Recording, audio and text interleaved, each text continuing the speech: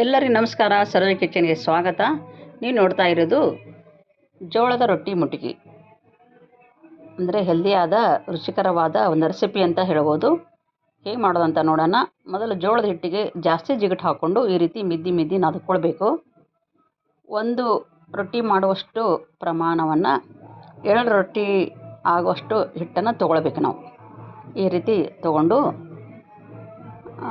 ಹಿಟ್ಟನ್ನು ರೊಟ್ಟಿ ಮಾಡ್ಕೊಳ್ಬೇಕು. ಇವಾಗ ಕೆಳಗಡೆ ಹಿಟ್ಟು ಹಾಕಿಬಿಟ್ಟು ತಟ್ಕೋಬೋದು ಅಥವಾ ನೀವು ಲಟ್ಟಿಸ್ಕೋಬೋದು. ನೀಟಾಗಿ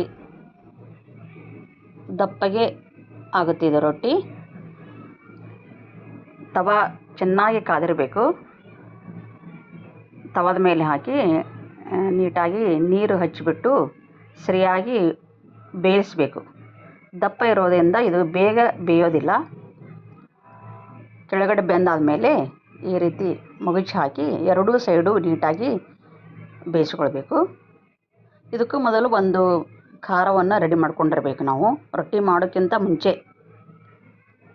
ಅದು ಹಸಿಮೆಣಸಿಕಾಯಿ, ಜೀರಿಗೆ, ಬೆಳ್ಳುಳ್ಳಿ, ಕೊತ್ತಂಬರಿ, ಕರಿಬೇವು, ಶುಂಠಿ ಎಲ್ಲ ಹಾಕಿ ಖಾರ ಮಾಡ್ಕೊಂಡಿರಬೇಕು.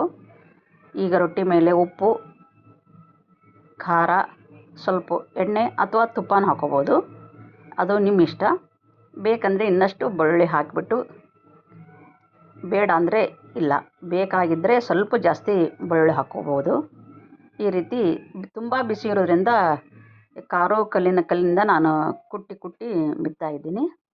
ಈ ರೀತಿ ಮಿದ್ದಕ್ಕೆ ಬರಬೇಕು. ಆ ರೀತಿ ಮೃದುವಾಗಿ ಆಗಬೇಕು ಇದು ರೊಟ್ಟಿ. ಎಲ್ಲ ಮಸಾಲೆ ಸೇರಿಬಿಟ್ಟು ಈ ರೀತಿ ಮೆತ್ತಗೆ ಉಂಡೆ ಥರ ಆಗಬೇಕು. ಇದನ್ನು ಮೊಸರು ಜೊತೆ ತಿಂದರೆ ತುಂಬ ರುಚಿಯಾಗಿರುತ್ತೆ. ಪಲ್ಯಗಳು ಬೇಜಾರಾದಾಗ ಈ ರೀತಿ ಮಾಡ್ಕೊಳ್ತೀನಿ. ಈ ವಿಡಿಯೋ ನಿಮ್ಗೆ ಇಷ್ಟ ಆಗಿದೆ ಅಂದ್ಕೊಂಡಿದ್ದೀನಿ. ಇಷ್ಟ ಆದರೆ ಲೈಕ್ ಮಾಡಿ, ಶೇರ್ ಮಾಡಿ, ಪ್ಲೀಸ್ ಸಬ್ಸ್ಕ್ರೈಬ್ ಮಾಡಿ. Thank you.